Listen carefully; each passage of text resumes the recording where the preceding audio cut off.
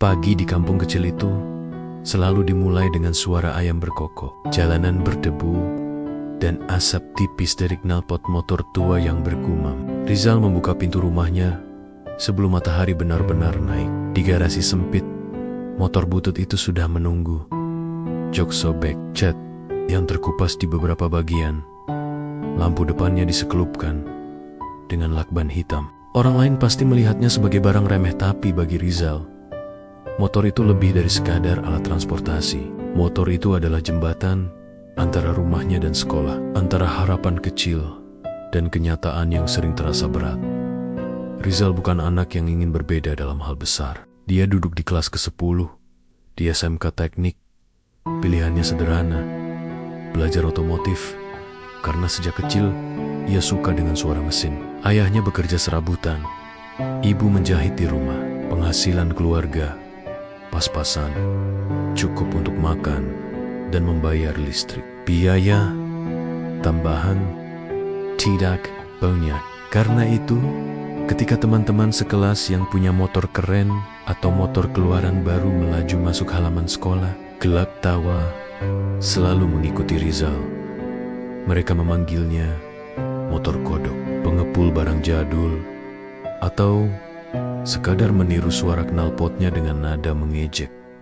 Hari itu, seperti biasa, Rizal melintasi gerbang sekolah. Langit masih agak temaram, udara basah karena embun. Para siswa berkumpul, ngobrol, bercanda. Ia menuntun motornya melewati barisan motor baru yang berkilau, sebuah pemandangan yang membuat dadanya sesak. Tiba-tiba, suara tawa pecah dari kelompok anak laki-laki di depan bengkel latihan. Eilik, Rizal sama monsternya datang. Ejek salah satu dari mereka, seorang yang bernama Dani, yang sering memimpin ejekan itu, melangkah mendekat dengan gaya sok santai. Bro, kau naik apa hari ini? Museum. Berjalan. Dani menepuk jok motor Rizal, seolah menilai barang antik. Sudahlah, Dani, biarkan dia, kata Mira, salah satu temannya yang lain, mencoba menengahi. Namun, Dani tak peduli. Ia butuh tontonan. Kalau motormu mogok, bilang ke aku ya. Aku punya garasi, bisa bantu dengan potongan harga buat teman, tambahnya sarkastis. Gelak tawa lainnya menyusul, membuat wajah Rizal merah. Dia hanya menunduk, berusaha menahan gejolak di dalam dada. Di dalam kelas praktik, guru memanggil nama-nama untuk tugas hari itu. Rizal duduk di barisan kedua, matanya tak bisa lepas dari tangan yang sudah lama mengenal baut dan kunci pas. Ketika tugas diberikan membongkar karburator dan menyetel ulang, hati kecilnya melonjak senang. Inilah hal yang membuatnya hidup, bekerja dengan mesin. Saat teman-teman sibuk menjaga gengsi, Rizal selalu menambahkan waktu untuk belajar. Ia sering datang lebih awal, menyentuh mesin yang dingin, mempelajari bani-banian yang tak bisa dibaca oleh mata. Jam istirahat tiba. Di kantin, suara tawa kembali mengisi ruang. Karena tak punya uang banyak, Rizal makan bekal sederhana yang dibawa ibunya. Nasi, tempe goreng, sambal kecil. Ia duduk sendiri di pinggir taman sekolah, membuka wadah makanannya, mencoba menutup telinga dari olokan yang terdengar samar. Tiba-tiba, Mira datang dan duduk di seberangnya. Kau lagi makan sendiri? Tanyanya. Belang. Iya, jawab Rizal, mencoba tersenyum. Ibu baru saja menyiapkan. Mira menatap motor butut itu seperti menatap barang aneh, namun tidak mengejek. Kau tahu, aku lihat kau selalu memperbaiki motormu sendiri. Karen Rizal. Kata-kata itu sedikit meredakan rasa tidak enak yang menempel sepanjang pagi. Tapi tidak lama kemudian, suara Danny lagi-lagi menimbulkan kegaduhan. Mereka sedang menilai siapa yang paling keren di sekolah. Rizal memilih menutup tubuhnya ke dalam kebisuan, karena kata-kata pedas lebih gampang menembus kulitnya daripada benda keras. Di rumah, suasana tidak jauh berbeda. Ayah pulang dengan wajah lelah, tas kerja penuh minyak. Ibunya menata kain jahit di kursi, melihat motor butut di sudut. Ayahnya hanya menggeleng pelan. "Sudahlah, nak, kalau mau, besok kita cari cicilan motor yang lebih layak," katanya. Penuh perhatian, namun tahu keterbatasan. Rizal menatap ayahnya. Ia tak ingin merepotkan lebih banyak lagi kerja keras. Keluarga sudah cukup. Malam itu, setelah keluarga tidur, Rizal keluar lagi. Ia duduk di atas kursi kecil di depan rumah, membuka lampu meja tua, dan mengeluarkan buku catatan yang penuh coretan. Di sana, ia menulis hal-hal yang ingin dipelajari. Jenis-jenis busi, teknik penyetelan karburator, cara membaca kode kerusakan. Di samping buku, sebuah senter kecil, dan beberapa kunci pas yang sudah menipis dipegangnya seperti harta berharga. Di bawah sinar temaram, wajahnya tampak tegas, bukan karena bangga, tetapi karena ada sesuatu yang berkobar. Tekad. Beberapa hari kemudian, ada sesi lomba perbaikan cepat antar kelas. Para peserta dari kelas lain datang dengan motor baru, alat canggih, dan sponsor dari bengkel sekitar. Rizal ikut mendaftar, bukan untuk menang. Ia tahu peluangnya tipis, melainkan untuk belajar dari proses. Saat lomba berlangsung, tim lain sering menggunakan alat listrik yang mahal. Mereka bekerja cepat sambil berteriak-teriak memerintah. Rizal bekerja dengan tenang. Setiap gerakan dihitung, setiap baut dipeluk penuh ketelitian. Di ujung lomba, ia tidak menang. Namun ada satu hal kecil yang menarik perhatian guru praktik. Ketelitiannya membuat bagian yang awalnya membuat juri heran beroperasi lancar kembali. Guru itu mengangguk, menatapnya penuh arti. Setelah lomba, ketika semua sudah bubar, Dani datang lagi. Namun kali ini, ekspresinya sedikit berbeda. Bukan ejekan, melainkan rasa penasaran yang tak ia sadari sendiri. "Kau, kenapa bisa begitu? Kenapa motormu selalu bisa hidup? Bahkan setelah kelihatan rusak?" tanya Dani. Suaranya rendah, seperti menahan malu. Rizal menatap Dani. Ada rasa tidak nyaman, namun ia memilih jujur. "Aku belajar sendiri, sering membantu Pak Tony di bengkel sebelah rumah. Aku suka mesin." Pak Tony, tukang bengkel kecil yang selalu sabar, adalah sosok yang tak pernah menilai. Ia sering memberi Rizal sisa-sisa suku cadang, atau mengizinkan Rizal melihat cara kerjanya. Malam-malam di bengkel itu, Rizal belajar bukan hanya soal komponen, tetapi tentang cara bekerja keras, tanpa banyak bicara. Seminggu berlalu. Ejekan memang tak hilang. Mereka seperti bayangan yang ikut setiap langkah Rizal. Namun, sesuatu di dalam dirinya berubah. Perlahan, ejekan yang selalu menyakitkan kini menjadi bahan bakar.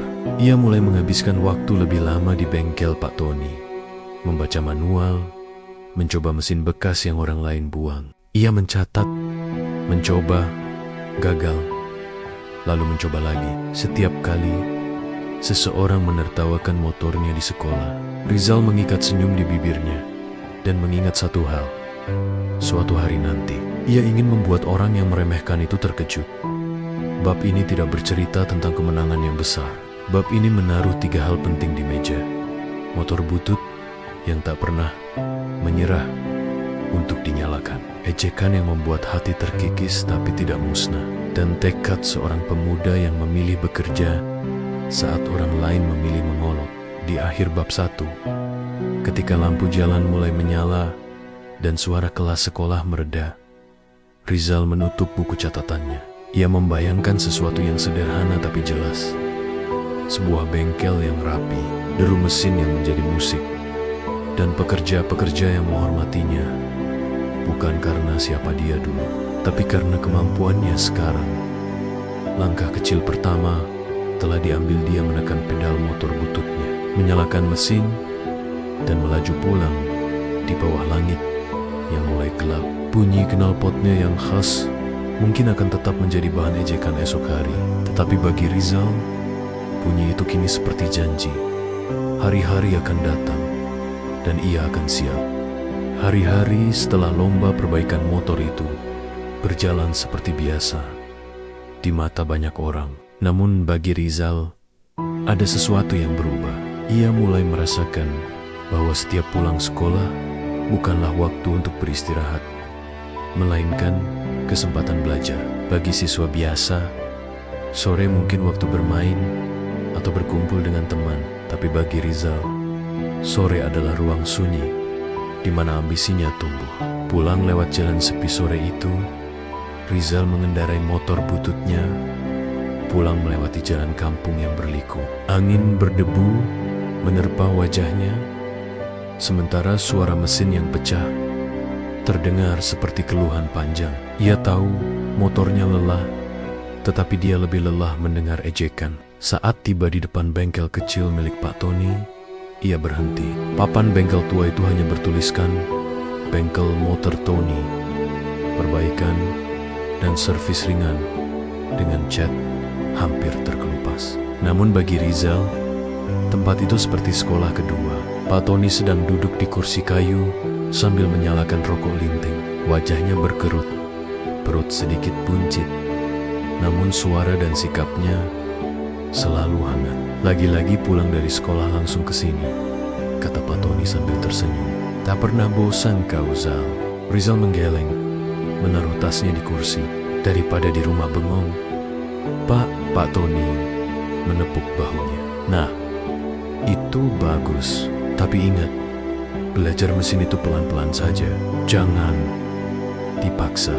Namun, Rizal tidak mengenal kata pelen-pelen saat menyangkut belajar. Ia ingin cepat mahir, ingin punya masa depan yang lebih dari sekadar menjadi bahan ejekan. Malam itu ia belajar tentang sistem pengapian, mencoba membetulkan mesin bekas yang sudah lama terbengkalai. Tangannya kotor oleh oli, bajunya bau bensin, tetapi hatinya hangat. Ia merasa hidup ketika memegang alat. Di sekolah, hari yang berat.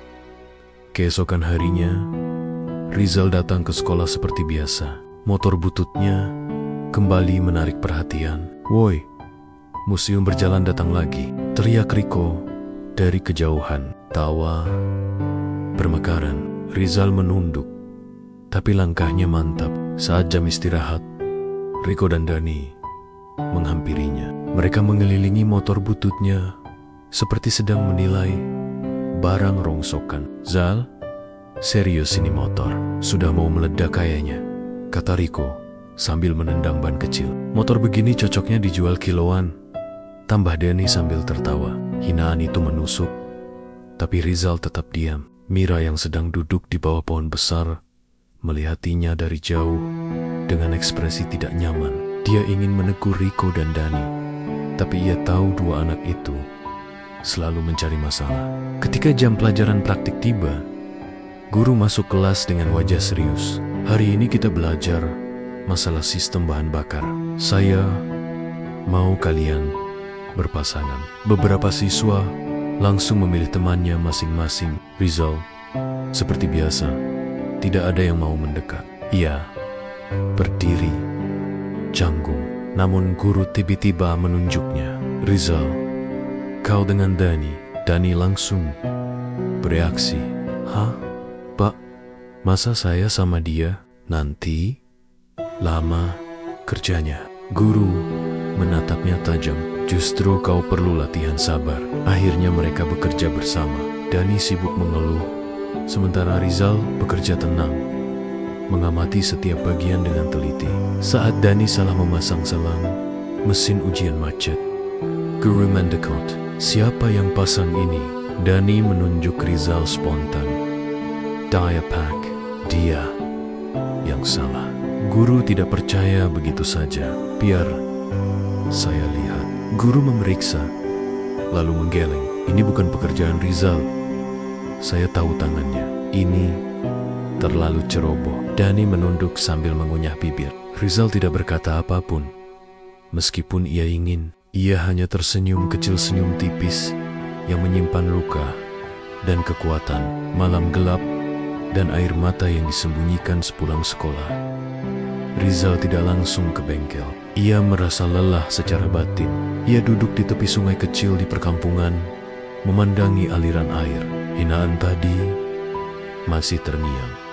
Motor Museum dijual kiloan. Ia memegang rambutnya frustasi. Apa salahku? Gumamnya, Rizal jarang menangis, tapi hari itu dadanya terasa sesak. Ia ingin marah, ingin protes, ingin melawan kata-kata yang selalu membuatnya kecil. Namun ia tahu, memaki tidak akan menghentikan apapun. Ia menarik napas panjang, menunduk, dan akhirnya membiarkan air mata jatuh tanpa suara, tanpa saksi. Ketika ia tiba di bengkel Pak Tony, wajahnya masih muram. Pak Tony melihat itu meski Rizal berusaha menyembunyikannya. "Kau kenapa?" tanya Pak Tony tanpa basa-basi. "Tidak apa-apa, Pak." "Pak," jawab Rizal pelan. Pak Tony meletakkan kunci Inggris, menatapnya tajam namun penuh kasih. "Begini ya Zal, orang yang mengejek kau itu bukan karena mereka lebih hebat. Mereka cuma takut melihat kau bisa lebih dari mereka suatu hari." Rizal terkejut. "Takut?" "Iya, mereka takut kau yang hari ini pakai motor butut, besok bisa bikin motor yang lebih bagus dari punya mereka. Kau punya bahan yang mereka tidak punya, kesabaran, minat, dan ketekunan." Kata-kata itu menghantam dada Rizal seperti petir, tetapi dengan cara yang menyadarkan. Benih mimpi yang semakin jelas beberapa minggu berlalu. Ejekan masih datang, tetapi Rizal mulai terbiasa. Ia sudah tahu masa depan tidak ditentukan oleh kata orang. Ia belajar lebih tekun, membantu, memperbaiki motor tetangga, dan mulai mendapat sedikit uang dari hasil jasa kecil-kecilan. Mira sesekali memperhatikannya diam-diam. Ia melihat cara Rizal bekerja, bagaimana ia menahan marah, dan bagaimana ia bertahan meski diremehkan. Rizal itu rajin, cuma orang-orang tak mau lihat sisi itu, kata Mira dalam hati. Suatu hari, setelah pulang dari bengkel, Rizal duduk sendiri di kamar, menggambar desain bengkel impiannya di buku tulis bekas. Ia tidak tahu apakah gambar itu akan terwujud, tapi ia tahu satu hal. Ia ingin tempat itu menjadi kenyataan, sebuah bengkel besar, bersih, penuh alat modern, dengan para pekerja yang menghormatinya. Ia menatap gambar itu lama, sangat lama. "Satu hari nanti," bisiknya. Dan di hari itulah, tanpa ia sadari, babak perjalanannya menuju masa depan dimulai pelan, sederhana, tapi pasti. Pagi itu langit tampak kelabu. Matahari hanya muncul setengah hati di balik awan, seolah ikut merasakan beratnya perasaan Rizal belakangan. Namun seperti biasa, ia tetap bangun lebih cepat dari anggota keluarga lain. Ada rutinitas sederhana yang ia jaga setiap hari. Mengecek kondisi motor bututnya. Sebelum berangkat sekolah, ia memeriksa busi, membersihkan karburator yang sering kotor, dan menendang pedal starter beberapa kali hingga akhirnya suara mesin yang serak-serak parau menyala juga. "Masih mau hidup kau ya? Sabar sedikit lagi," gumamnya sambil mengusap setang motor itu. Seolah motor tua itu adalah satu-satunya teman yang tidak pernah menghakimi. Di sekolah, awal yang tidak diinginkan setiba di sekolah. Suasananya sudah ramai. Di pelataran parkir, siswa-siswa lain memarkir motor yang jauh lebih keren. Knalpot mengkilap, padi mulus, cat baru. Begitu Rizal lewat, suara ejekan kembali terdengar. "Lihat, Zal datang." Zal, motormu itu kalau hujan tenggelam atau ngambang?" seru Riko dengan tawa keras. "Kau yakin itu motor atau cuma tumpukan besi yang nyasar?" tambah Denny sambil memotretnya. Tawa sekelompok anak itu menggelegar. Rizal hanya menarik napas panjang. Ejekan seperti itu sudah menjadi teman yang tidak diinginkan, tapi selalu muncul. Mira melihat dari jauh, wajahnya kesal, tapi ia tahu, bila ia membela Rizal, justru ia yang akan dijadikan bahan canda. Ia hanya bisa menggertakkan gigi. berharap suatu hari mereka sadar. Rizal melangkah masuk kelas tanpa mengeluarkan sepatah kata pun. Namun di dalam dadanya ada luka yang baru ditorehkan lagi hari itu. Praktik di bengkel sekolah. Kejadian yang tak terduga hari itu. Guru praktik memberi tugas sulit, memperbaiki mesin motor yang sengaja dibuat rusak parah agar siswa belajar menganalisis. Banyak siswa terlihat kesulitan. Bahkan Dani dan Riko hanya bisa melihat-lihat tanpa benar-benar tahu harus mulai dari mana. Rizal mendapat motor paling tua dengan kabel yang kusut dan karburator yang kotor. Namun, ia tidak panik. Ia memeriksa dengan cara yang dia pelajari di bengkel Pak Tony. Pelan, teliti, sistematis. Di tengah keseriusan itu, tiba-tiba terdengar suara bentakan. "Woi, siapa yang bikin ini jatuh?" Ternyata motor yang dipakai kelompok Dani jatuh terbalik karena ada yang menyenggol. Dani langsung menunjuk Rizal, meski ia tahu Rizal tidak lewat di sana. "Itu si Rizal, aku lihat dia jalan dekat motor kita tadi." Rizal terkejut, "Aku bahkan tidak lewat situ." Dan, "Alah, kau pasti tidak sengaja menyenggol. Motor kami rusak tambah parah," bentak Dani. Guru datang dan bertanya apa yang terjadi. Dani langsung mendorong narik cerita agar Rizal tampak salah. Mata guru tampak ragu. Ia tidak yakin. Namun sebelum guru memutuskan, Riko berbohong. "Iya Pak, saya lihat Rizal lewat sini dan motor kami roboh." Rizal mematung. Ia ingin membela diri, ia ingin berteriak, mengatakan bahwa mereka bohong, tapi suaranya tercekat. Akhirnya guru hanya berkata, "Baik, Rizal, lain kali hati-hati, dan kalian semua jangan tuduh tanpa bukti."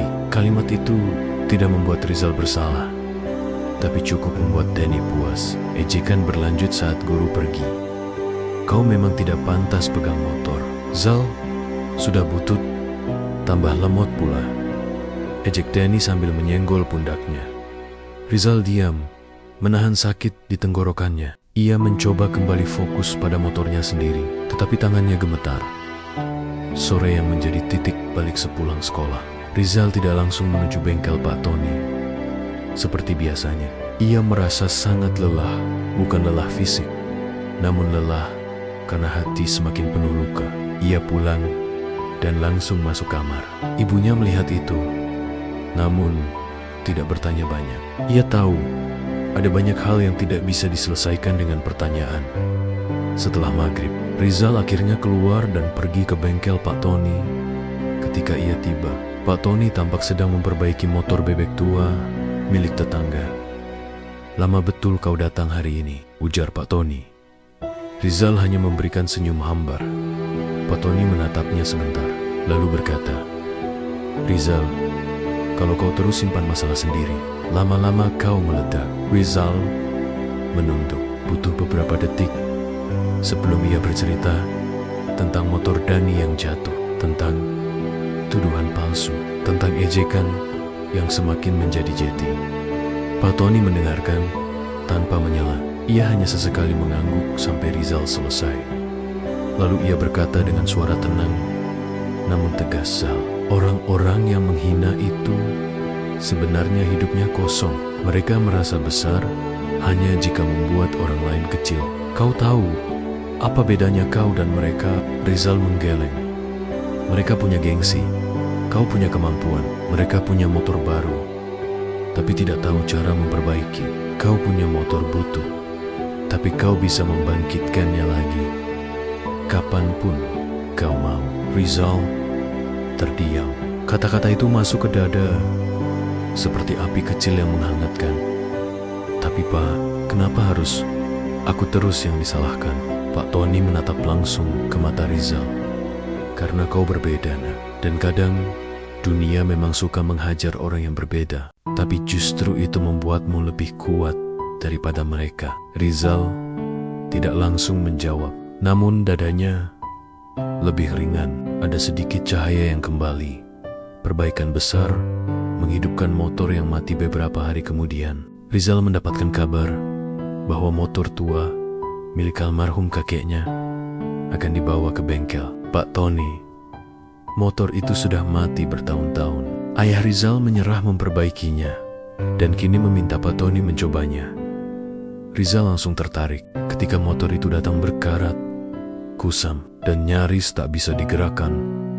Rizal merasa seperti melihat dirinya sendiri. Motor itu tidak cantik, tidak dipandang orang, tidak dihargai, tapi masih punya potensi besar. Kalau seseorang mau bekerja keras, itu proyek bagus untuk kau, Zal, kata Pak Tony sambil menepuk bahunya. Kalau kau bisa hidupkan motor ini, artinya kau siap masuk dunia bengkel sebenarnya. Rizal terbelalak. Tantangan itu besar, sulit, tapi justru itu yang membuatnya semangat. Malam-malam berikutnya, ia bekerja keras, membongkar mesin, mencuci komponen, mengganti bagian yang rusak, menguji kelistrikan, dan menyetel ulang busi. Tangan Rizal terluka berkali-kali. Kukunya hitam penuh oli, namun ia tidak peduli. Di setiap detik yang ia habiskan memperbaiki motor itu, ia menemukan kekuatan baru. Kesabaran yang ia kira sudah habis, tekad yang ia pikir sudah pudar, ketika motor itu menyala di suatu malam yang sunyi. Setelah kerja keras selama berhari-hari, Rizal kembali memasang bagian terakhir motor kakeknya. Ia duduk diam sejenak, menatapnya dengan napas tertahan. Bismillah, ucapnya. Ia memegang tuas starter, menendangnya. Klek, klek, tidak menyala. Ia mencoba lagi. Klek, klek, bang. Mesin tua itu mulai bergetar. Suaranya kasar, tapi hidup. Rizal tertegun, lalu senyum lebar yang sudah lama tidak ia rasakan muncul di wajahnya. Hidup, hidup juga kau, bisiknya. Pak Tony yang dari tadi mengamati dari jauh mengangguk bangga. Itu dia, Zal. Kau buktikan satu hal malam ini. Rizal menoleh, matanya berbinar. Kau bukan anak SMK biasa. Kau calon mekanik hebat. Kalimat itu sederhana namun besar, masuk jauh ke dalam hati Rizal. Dan itulah momen ketika ia sadar ia tidak boleh menyerah. Tidak sekarang, tidak besok, tidak pernah, karena suatu hari nanti ia akan membuat semua orang yang meremehkannya melihat betapa salah mereka. Hari-hari setelah Rizal berhasil menghidupkan motor peninggalan kakeknya terasa berbeda.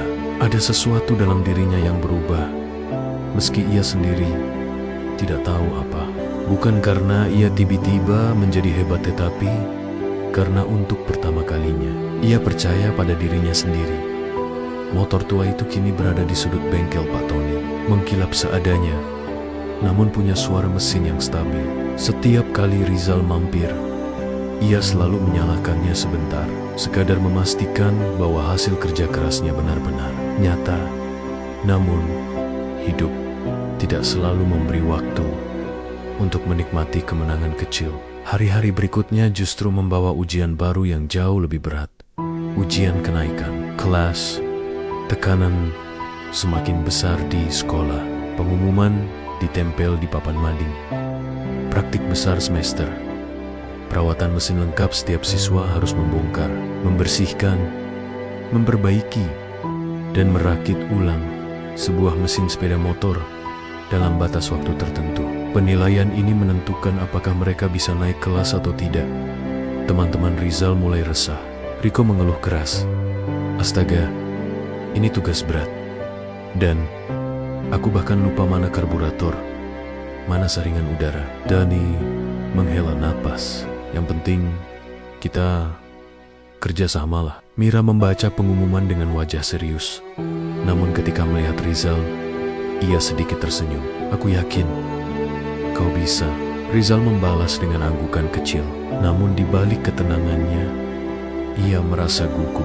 Bukan karena tidak bisa, tapi karena ia tahu ada mata-mata yang akan memerhatikannya. Hanya untuk melihatnya jatuh, guru pun memberi instruksi Untuk ujian ini, kalian harus bekerja sendiri. Tidak boleh saling bantu.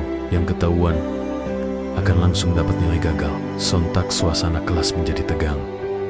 Rizal mengambil mesin yang ditunjuk untuknya. Sebuah mesin tua, berdebu, terlihat sudah lama tidak disentuh. Teman-temannya mendapatkan mesin yang lebih baik, terutama Dani dan Riko. Nah, cocok tuh buat si Rizal, ejek Riko. Mesin tua buat orang yang hobinya sama besi tua. Rizal menahan diri. Ia menghela napas panjang, lalu fokus. Awal ujian. Perjuangan yang tidak mudah ketika ujian dimulai.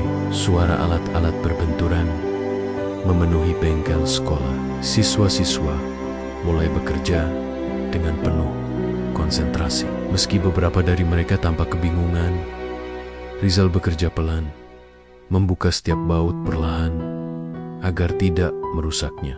Ia memetakan setiap bagian dalam pikirannya, mengingat letak masing-masing komponen.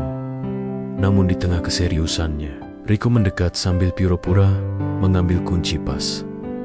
"Ups," katanya, sambil sengaja menempel bahu Rizal. Akibatnya, salah satu komponen kecil milik Rizal jatuh dan menggelinding ke bawah meja. Rizal langsung jongkok, mencari bagian kecil itu. Itu penting, tanpanya mesin tidak akan berfungsi.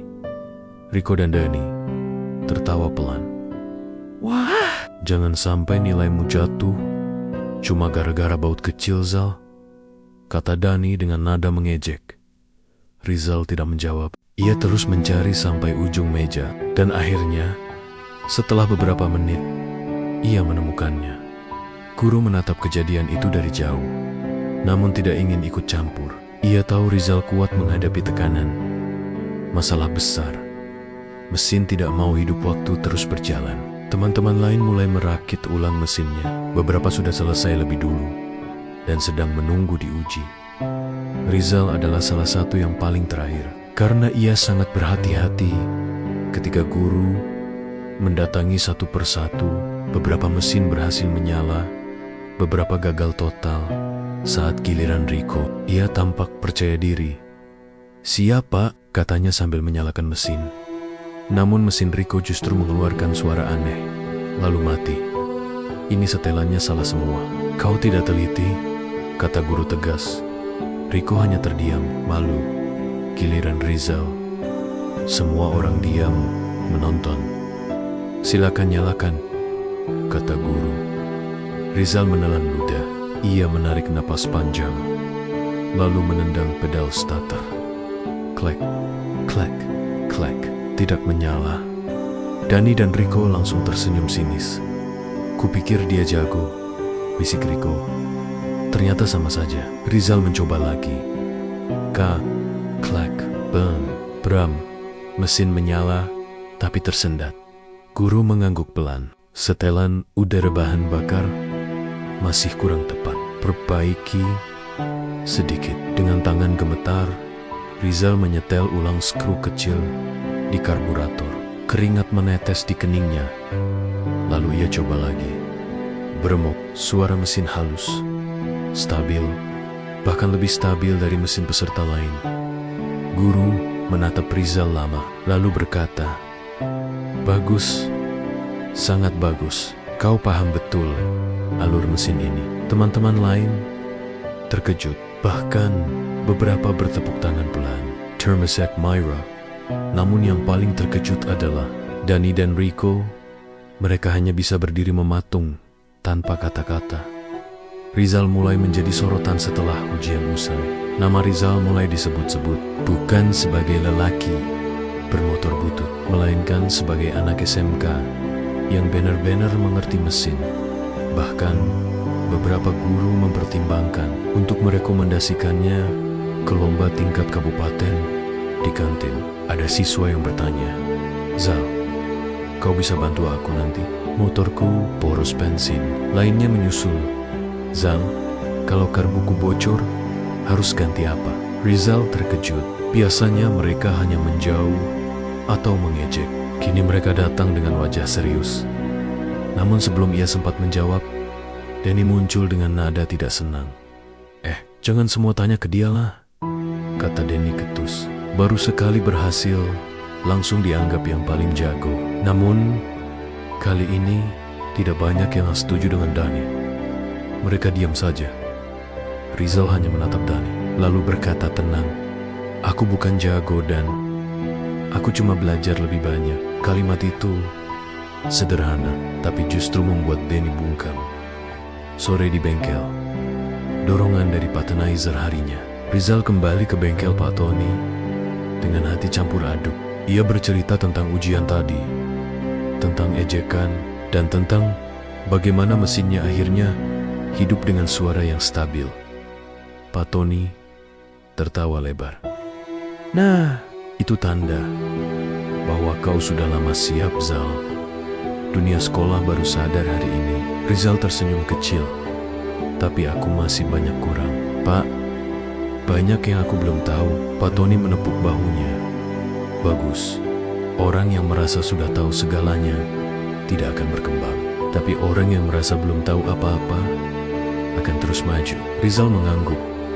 Namun kemudian Pak Tony menambahkan sesuatu yang membuat Rizal terdiam lama. "Zal, kalau kau terus belajar seperti ini..." Suat, kresek, suara dari belakang membuat percakapan terhenti. Ternyata ayah Rizal datang dengan wajah lelah, tapi tersenyum ketika melihat anaknya di bengkel.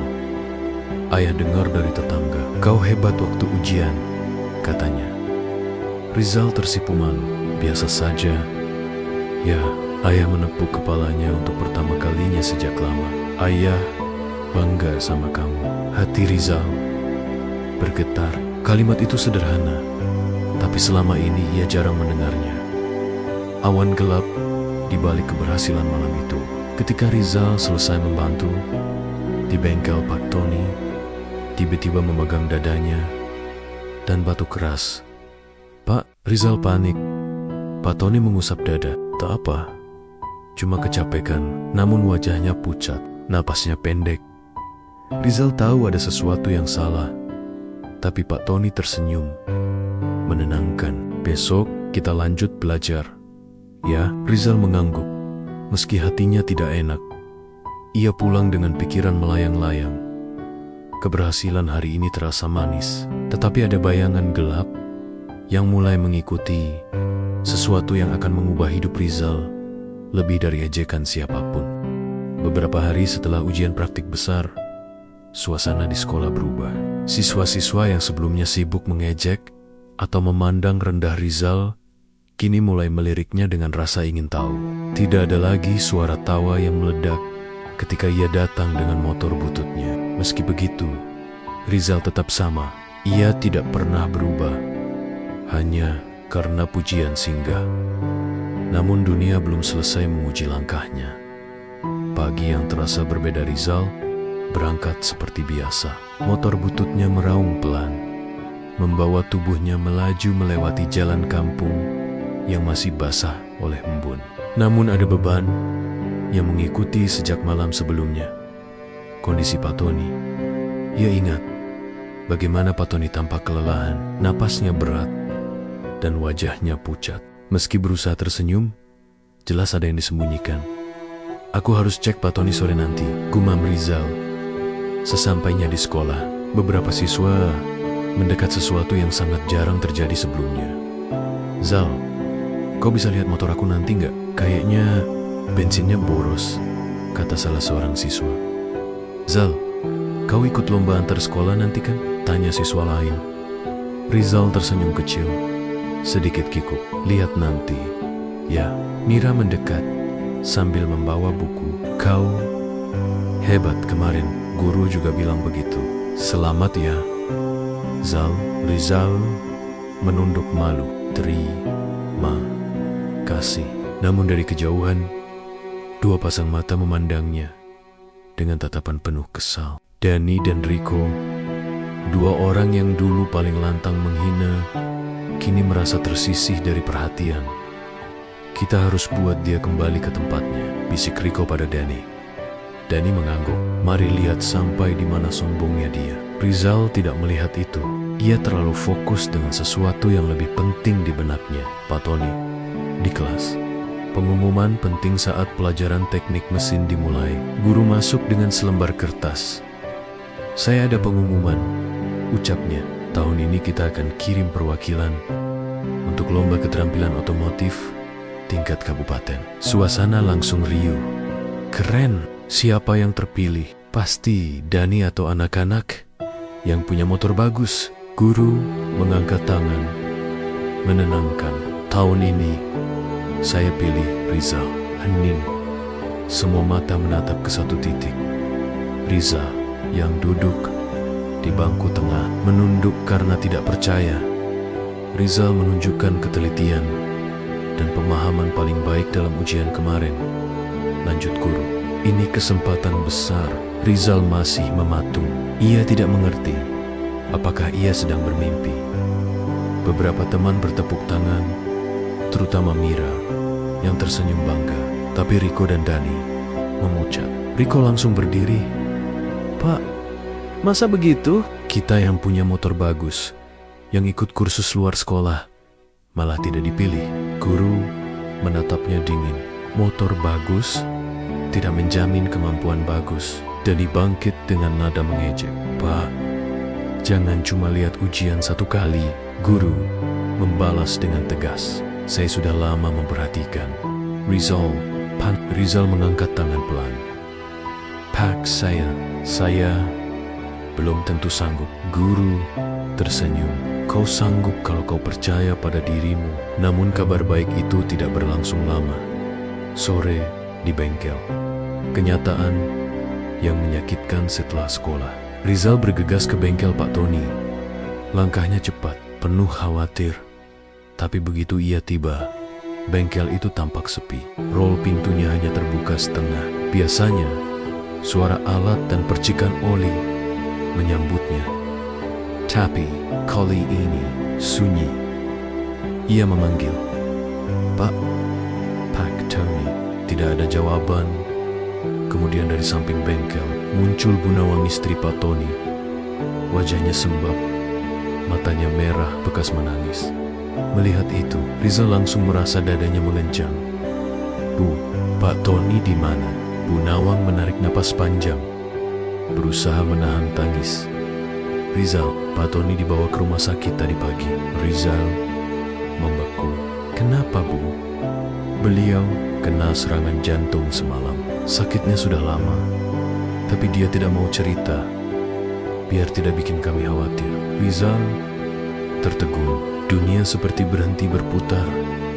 Apa sekarang? Bagaimana keadaannya? Bu Nawang menggeleng perlahan. Air mata kembali mengalir.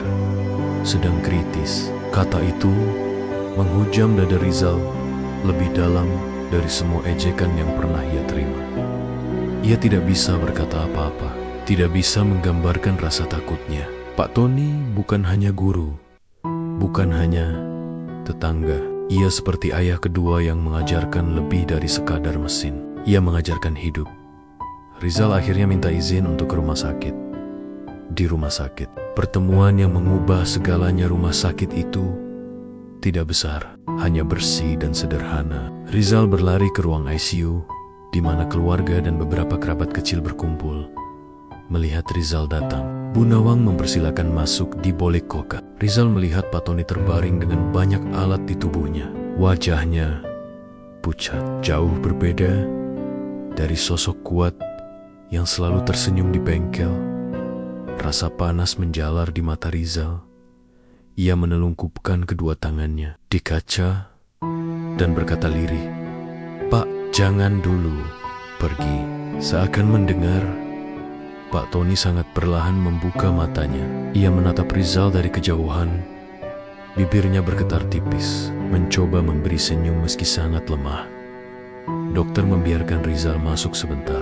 Rizal mendekat, memegang tangan Pak Tony yang dingin.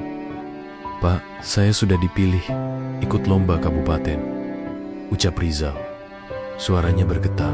"Semua karena Pak." Pak Tony mengangguk pelan. Dengan suara kecil, nyaris tidak terdengar, ia berkata, "Jangan berhenti, Zal. Kau akan jauh lebih hebat dari saya." "Jangan berhenti." Mimpi, air mata Rizal tumpah. Namun sebelum ia sempat menjawab, alarm detak jantung berbunyi keras. Perawat dan dokter bergegas masuk. Ruang ICU, pasien menurun. Cepat, Rizal terdorong keluar oleh petugas. Ia berdiri terpaku di luar ruangan. Waktu terasa berjalan sangat lambat. Detik-detik itu seperti mematahkan napasnya. Setelah beberapa menit yang terasa seperti selamanya, dokter keluar dan kepala keluarga langsung tahu jawabannya. Dari tatapan dokter, kami sudah berusaha sebaik mungkin. Dunia Rizal runtuh. Suara pecahnya tangis keluarga bergema di lorong rumah sakit. Rizal tidak sanggup berdiri. Lututnya melemah. Ia jatuh berlutut sambil menutup wajahnya. Semua kenangan tentang Pak Tony, suara tawa, nasihatnya, tangan kasarnya, cara ia menyemangati berputar cepat seperti film rusak. Pak, saya belum sempat bilang terima kasih. Malam yang panjang dan sunyi. Rizal pulang dengan langkah kontai. Motor bututnya tidak terasa lagi seperti teman. Jalanan kampung sunyi. Lampu-lampu rumah tampak jauh. Sesampainya di rumah, ia masuk ke kamar tanpa bicara. Ia duduk di lantai, membuka catatan mesin yang dulu selalu ia tunjukkan pada Pak Tony. Halaman demi halaman penuh coretan. Tetesan air mata jatuh mengenai kertas itu. Kenapa harus dia? Gumamnya. Suara pecah. Namun di antara tangisnya, ia mendengar kembali suara Pak Tony. Jangan berhenti. Mimpi. Rizal menggenggam buku catatannya erat-erat. Air matanya masih mengalir. Tetapi di bawahnya, tekad kecil mulai tumbuh. Tidak kuat, belum besar, namun ada. Untuk pertama kalinya, Rizal merasakan kehilangan, sekaligus panggilan untuk bangkit. Karena ia tahu satu hal, jika ia berhenti sekarang, semua yang Pak Tony ajarkan akan sia-sia. Beberapa minggu berlalu setelah kepergian Pak Tony. Namun suasana duka itu masih melekat kuat di hati Rizal. Bengkel yang dulu ramai, kini sepi. Setiap ia melewati depan pintu bengkel itu, dadanya terasa sesak. Suara-suara nasihat Pak Tony seakan masih bergaung, memberi kekuatan sekaligus menghadirkan rindu yang sulit dijelaskan. Namun hidup tidak menunggu siapapun. Ujian akhir, persiapan lomba, dan masa depan semua tetap berjalan. Dan Rizal harus melangkah kembali ke sekolah. Tatapan baru, beban baru saat Rizal kembali ke sekolah. Setelah beberapa hari izin, beberapa teman langsung menghampiri. Zal, kami dengar tentang Pak Tony.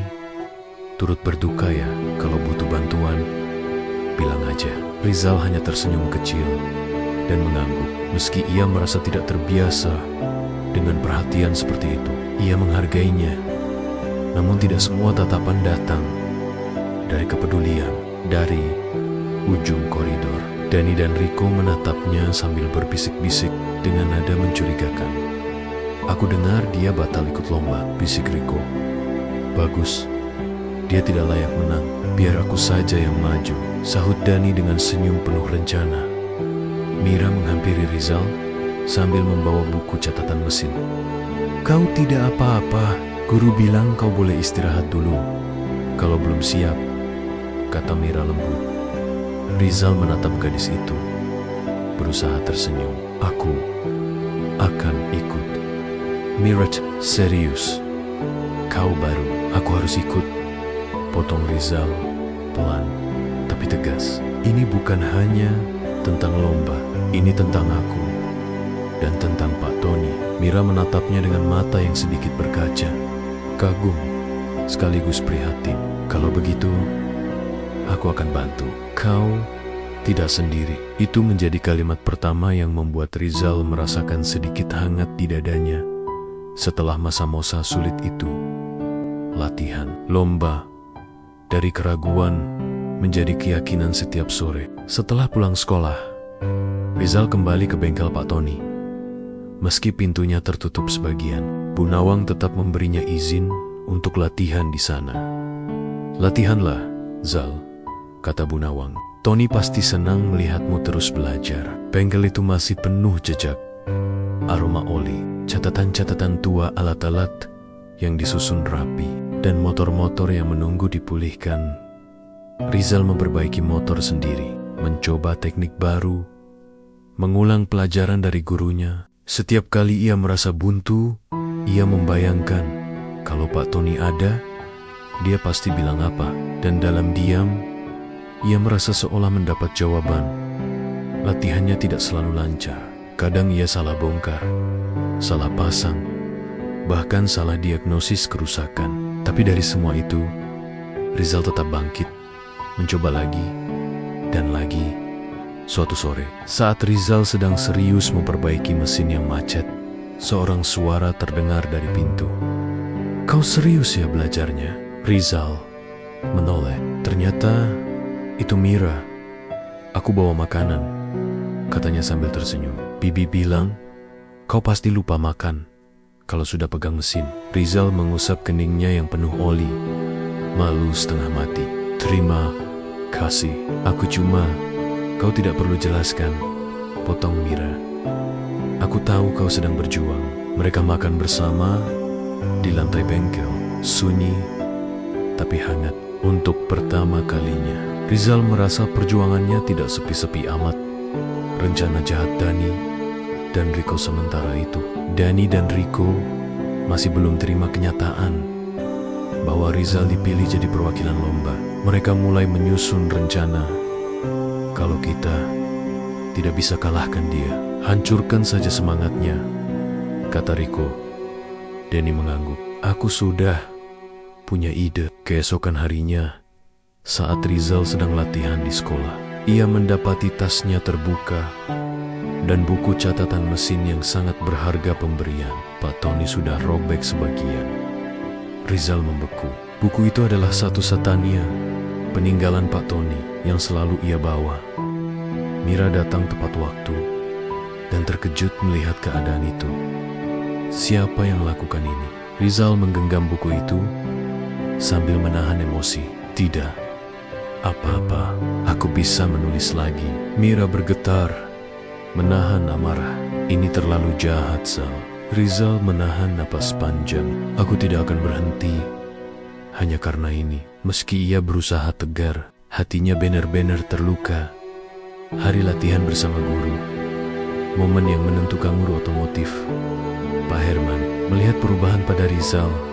Ia tahu Rizal sedang menanggung beban berat.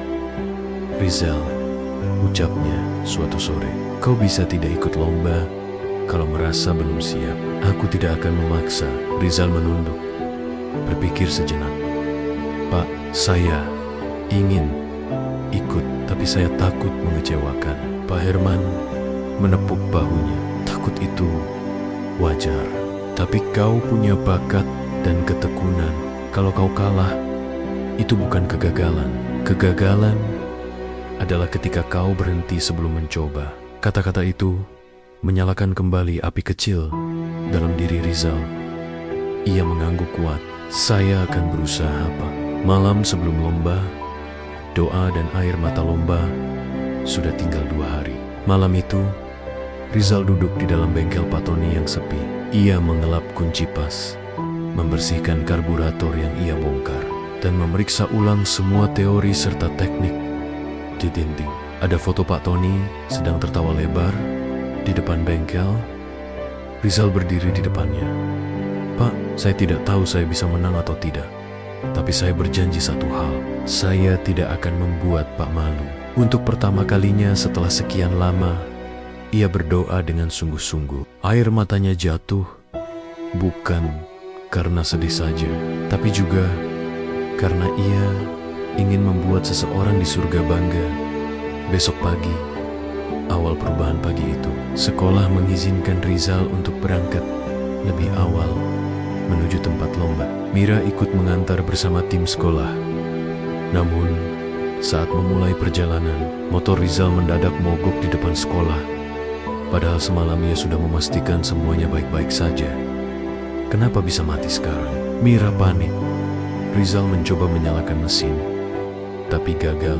Ia curiga ada yang tidak beres.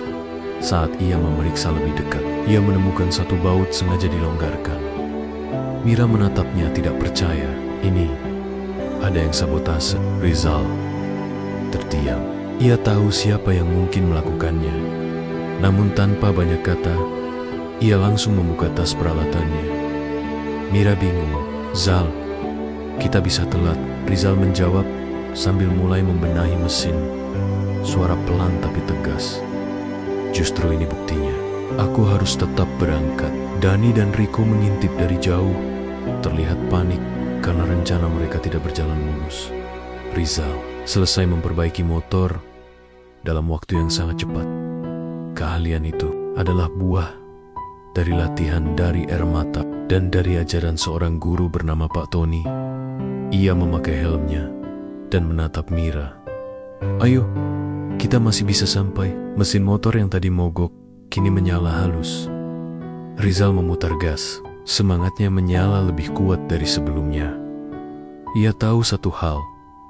Lomba itu bukan hanya tentang menang, tapi tentang membuktikan bahwa ia layak melangkah.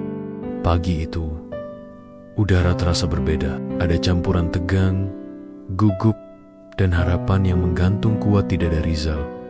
Setelah melalui sabotase, air mata, dan latihan panjang, kini ia akhirnya tiba di lokasi lomba otomotif tingkat kabupaten. Arena lomba penuh dengan siswa dari berbagai sekolah. Tenda-tenda besar berdiri di lapangan luas, masing-masing berisi peralatan otomotif profesional yang mengintimidasi. Sorak-sorai, suara mesin diuji, dan aroma oli bercampur menjadi satu. Rizal menelan ludah. Ini jauh lebih besar dari yang ia bayangkan. Sesaat sebelum perlombaan guru otomotifnya, Pak Herman menepuk bahu Rizal. "Kau sampai tepat waktu. Itu saja sudah kemenangan," kata Pak Herman sambil tersenyum. Rizal mengangguk. Di belakangnya, Mira datang membawa catatan dan air minum. "Zal, jangan pikirkan siapapun," kata Mira. "Kau sudah sejauh ini. Lakukan seperti kau latihan di bengkel Pak Tony." Nama itu membuat Rizal menarik napas panjang. Seakan ada kekuatan baru yang merayap masuk ke dalam dirinya. "Aku siap," katanya. Namun dari jauh, Dani dan Riko diam-diam memperhatikan. Mereka tidak menyangka Rizal tetap bisa sampai di lomba. Meski rencana mereka menggagalkan motor itu telah dilakukan, dia masih bisa sampai, gerutu Riko. Dani menggeleng. "Tidak masalah. Di lomba seperti ini, dia tidak akan bisa menyamai sekolah lain." Namun mereka salah.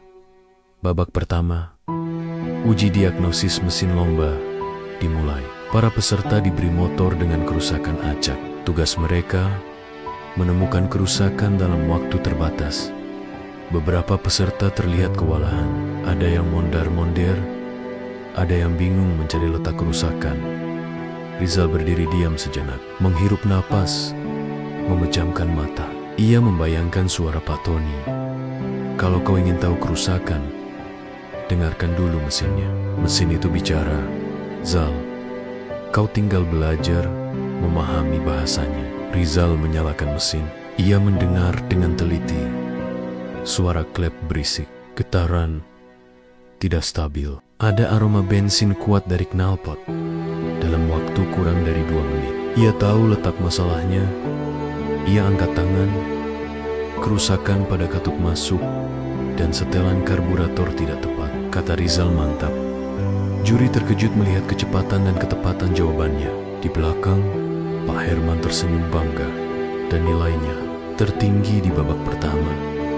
Babak kedua, bongkar pasang mesin peserta berlomba, membongkar mesin dan memasangnya kembali dengan rapi. Ini bukan lomba cepat, tapi lomba ketelitian. Rizal mengingat jerokan-jerokan tangan Pak Tony saat bekerja di bengkel. Ia membayangkan setiap momen, latihan, keringat, kegagalan, nasihat, dan dukungan. Tangannya bergerak cekatan. Skrup tidak ada yang tertinggal. Gear tidak ada yang salah posisi. Setiap baut dikencangkan sesuai titiknya. Beberapa peserta mulai frustrasi. Ada yang salah memasang komponen. Ada yang panik melihat waktu yang terus berjalan. Tapi Rizal tenang. Bahkan salah satu juri berkata, anak ini bekerja seperti mekanik profesional. Nilainya kembali tinggi. Babak ketiga, perbaikan mendadak babak terakhir adalah kejutan. Peserta diberi motor rusak berat dan harus memperbaikinya hingga bisa hidup dengan stabil. Babak ini menentukan pemenang. Suasana tegang. Rizal berkeringat tapi fokusnya tidak buyar. Mira menonton dari pinggir dengan jantung berdegup kencang.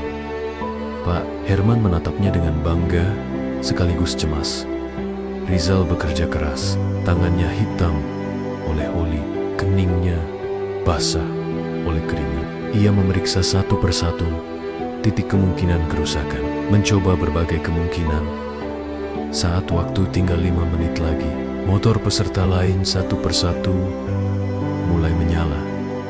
Hanya motor Rizal yang masih mati. Dani dan Riko yang menonton dari jauh tersenyum puas. Tuh kan, dia tidak akan menang, bisik Riko. Namun Rizal tidak menyerah. Ia memeriksa sekali lagi saluran bahan bakar, dan saat itu ia melihatnya.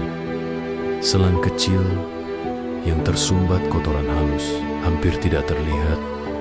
Ia langsung membersihkannya, memasang ulang, menyalakan, beraam. Mesin hidup halus, stabil. Semua orang menoleh. Rizal baru sadar waktu tinggal 15 detik. Ia mengangkat tangan. Juri memeriksa dan mengangguk puas.